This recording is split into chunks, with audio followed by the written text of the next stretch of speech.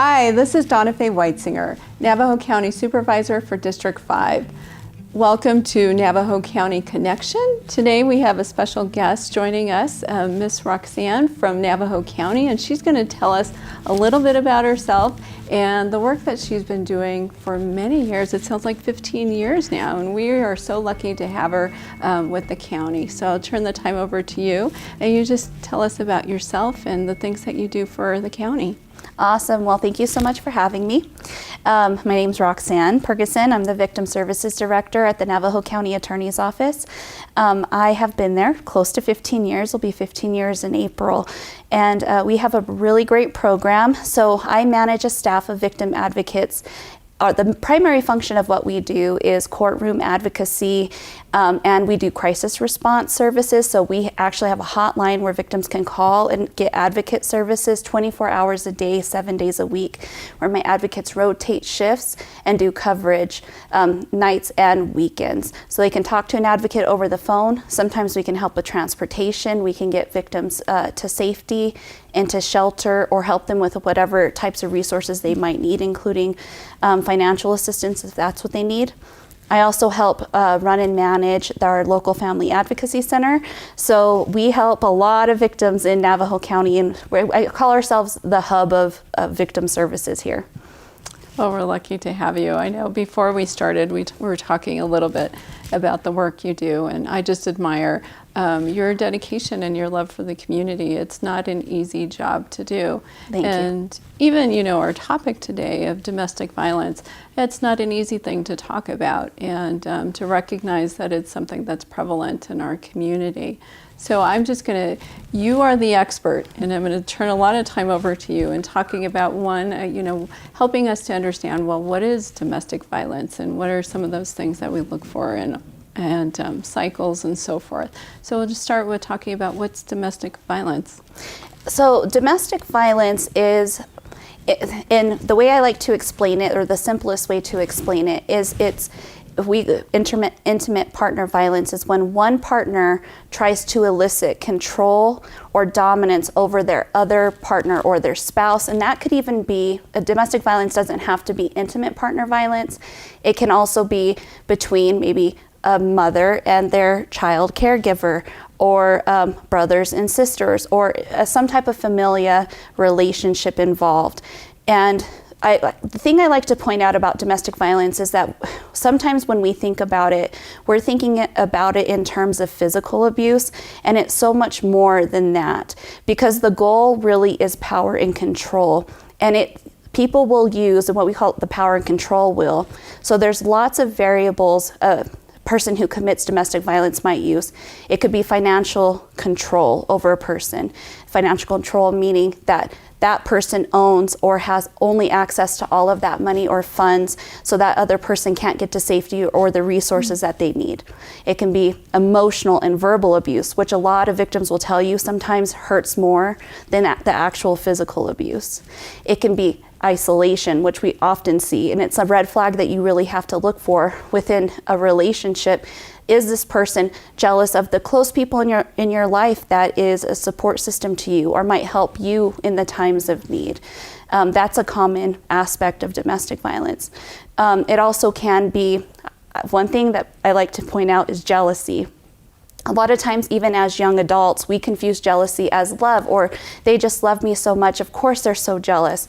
When I see jealousy, it doesn't mean that there's domestic violence, but it is a serious red flag that I have to look at as an indicator, because jealousy can also be used to manipulate somebody into behaving a particular way. You should not wear that outfit. You should not wear that makeup, that type of stuff.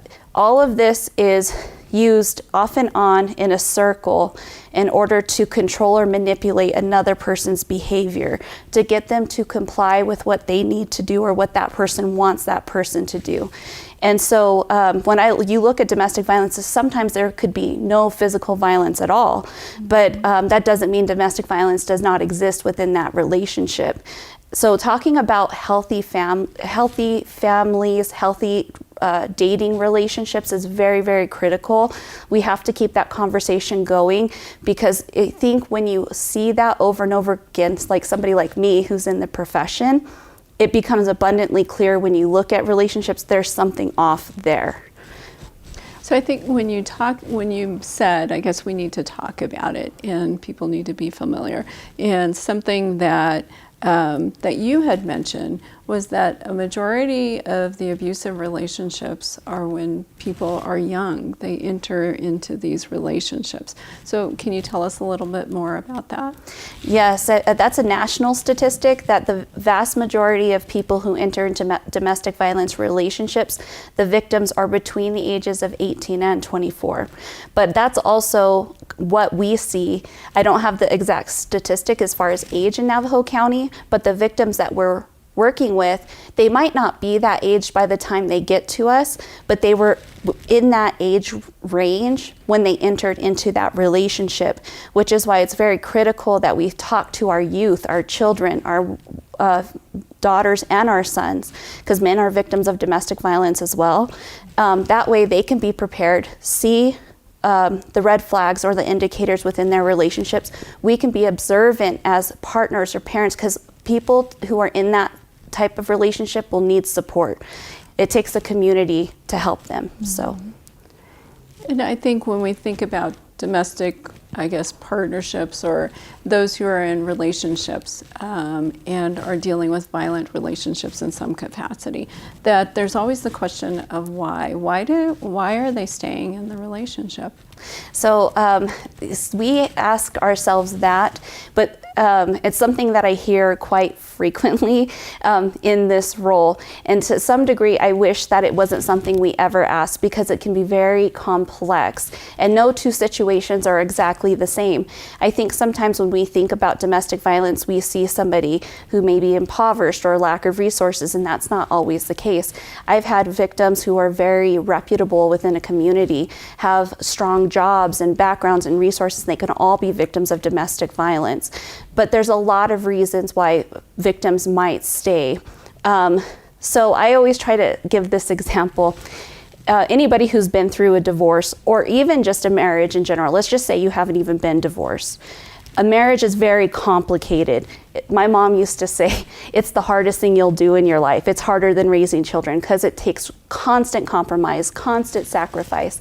And so these things might be intermingling, and it's not always perfect. And we're told that you got to persevere and move through relationships. Where is it that that line is crossed? And that's unique to everybody's relationship. Everybody has different boundaries. So it's not always apparent to a victim that it is that bad until it's almost so severe that then they're so afraid to leave that it's nearly impossible. And there's a lot of reasons why a victim would stay in that relationship, fear only being one. They might not have the means. If you go through a divorce in general, and you have, let's say you have children with that person's in your life the rest of your life. It does not matter if you get a divorce, you're going to have to share custody most likely. You're going to have to interact with that person. And at that point, you're that person's enemy. When you're in that relationship, at least to some degree, you're kind of their friend. So fighting that person tooth and nail until your kids are 18, even beyond that, is a very daunting position for a victim to be in. Also, one thing I think that we don't talk about very much within my profession, but I see it over and over again, is just the aspect of humiliation and embarrassment, and really not feeling like you're a victim. I think it's hard to think that as a person, you've allowed somebody to do this to you, and to come to terms with that just in yourself, I think is difficult. To chalk something up to just a bad interaction, a bad day, I think that's very common. I think we do it all. We all do it within the course of our life and in our relationships, and I think those are some of the dynamics that are in play there. And so I appreciate that, and hearing that, okay, not asking the question of why they're staying in the relationship, and even thinking about from a personal perspective and just the challenge of having a relationship, that we do work really hard to make sure that it's nurtured and cared for, and you're living your life, and I think before you know it, some of these things might unfold. And so being able to think as a community and being cognizant of that. And how do we, and that's not something that we talked about, and I don't mean to but is there a way that as community members that, do we look for something, or do we be encouraging, or how do we offer support? Is there ways, because oftentimes I think the go-to is just to pretend like nothing's happening or that we don't know anything. 100%. I actually experienced this whole thing myself. Living in Navajo County, I have, seen or witnessed even people who are not necessarily close friends, but acquaintances, and I've had, suspicions about that relationship. I think what I tend to do, and what I think is the best thing to do, is just you have to always be there. You don't know when that person will decide to leave. It's an average of 7 times that a victim leaves a relationship of domestic violence before they actually leave it. And one important thing I think I need to mention in that I didn't mention before is the most dangerous time for a victim in the course of a domestic violence relationship is the 72-hour period after they leave the relationship. And that's important to know, because these people, if you're forcing them out of a relationship faster than they're ready to, faster than they have support or services in line, you could be risking their life. So you have to trust that they know their situation better than you do, but you have to be there. I don't think it's bad to have a conversation if you feel comfortable enough with them to ask them how they're feeling. Let them know that if they need you, you will be there. Find resources and support you can share with them, including organizations like ours or local shelters, so they have the tools in place, because you can develop a whole safety plan with the victim. If they decide that they really want to leave, it should be well thought out, and they should have the support that they need. And we do have the services available locally to help them. So we're thinking about individuals or just having an awareness. What does the cycle look like of domestic violence? So a lot of times it's a lot of charm in the beginning, very, I think it's an intense love. Sometimes I say, in the course of my marriage, and I love my husband, but it can be very monotonous, the same routine every day and kind of boring. I think domestic violence relationships are very, very strong, strong feelings. Like the love is very strong, and then the feelings of devastation and fear are very strong. So it's kind of like this, instead of like a straight line. And they'll come in very charming, and then it might start off with some jealous comments to make you feel like, oh, you're loved a little bit more. Don't wear that outfit, that makeup. If people are attracted to you, I want you all by myself, all for myself. Next thing you know, you do something wrong, verbal abuse, and that becomes a cycle in order to demean you or make you feel less than. So next thing you know, I always say, by the time that they're hitting you or playing their hands on you, they have beat you down so much emotionally through financial manipulation, emotional manipulation, that you're allowing it to happen. And because you don't know what else to do. And then a lot of times that happens, and it's circled back around with an apology and roses and everything's great. And you might have this honeymoon phase where everything seems great again. And then it kind of all circles back around. And offenders of domestic violence are opportunists, so they will find that time, place, and location to commit whatever they want to against you in order to control your behavior. Those are hard things too. Yes. I think that if you're a person in that relationship, it's probably, I could see when you say it's hard to see that you're in this type of relationship, because you do feel loved and valued, and because that's the person's intent. So it must be very difficult to be able to see the line, I guess, when it, unless, I don't know. I think it's just a difficult thing to comprehend. And I was saying before that I just appreciate Roxanne in her work, because this is such a hard conversation. And she has worked with hundreds, if not thousands, of individuals and victims throughout our community. and to know their stories and to be so kind and nurturing to support them, to help them to get to a place where they feel healthy and strong. So thank you for that.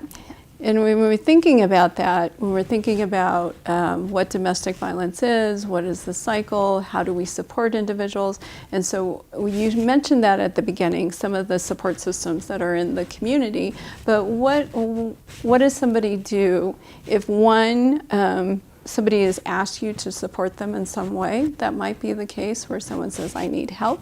Where would that person go? Or if an individual feels like they're in a relationship where they need help, where do they go? What do they do? So my department, the Navajo County Victim Services Department, we are a great place to come because we are the hub, like I said earlier, we're the hub of victim services. So if there's a resource available for somebody's unique specific needs, we're gonna know them. We know them as far as like almost the state of Arizona, sometimes even across the nation. So always reach out to us. You can call the county attorney's office, 928-524-4026. That's actually been turned into a hotline where you can use that number, hit option 1 and for victim services, and option 1 again to talk to a crisis advocate. And you can get somebody anytime, Monday through Friday, or 24 hours a day, 7 days a week. You can reach an advocate and talk to them if you need help or support or resources. But in addition to us, we have 2 really great shelter programs in Navajo County. I don't know if everybody's aware that they exist. One's Alice's Place, it's in Winslow. And then we have the White Mountain Safehouse, it's in Pine Top. And so they kind of cover both sides of Navajo County geographically. And then in addition to that, Alice's Place has a second shelter in Dilcon as well. So they can actually provide support services on the reservation. There's another domestic violence mobile advocacy program. It's called Eve's Place, and they have advocates up in Kayenta. So this doesn't just cover like state land. It's Navajo County, Apache, Navajo, Hopi, tribal land, all of that is included in there. But yeah, if anyone has any questions, they can reach out to our department or they can contact those shelter organizations. It's important to know too with shelters, you don't have to go into shelter to receive services from them. They can help victims with safety planning, get them help with therapy, or set them up with a plan, do risk assessments. They can help them with a lot of other things other than just shelter alone. Well, thank you so much. And thank you. Thank you to all of the organizations who really have been thoughtful about how they are developing the services that they provide and being able to be expansive enough where they're providing services to all of our communities, including our tribal communities, and really looking out for victims within our community. And that doesn't just include adults, that we have children who are providing services and that this impacts. So we're so grateful to them and thankful for Roxanne and the people that work with her. Again, it was 10 people, a total of 10 people. And so thank you to all of you who serve our communities. Thank you for watching today and joining us for Navajo County Connection, and we will see you next time.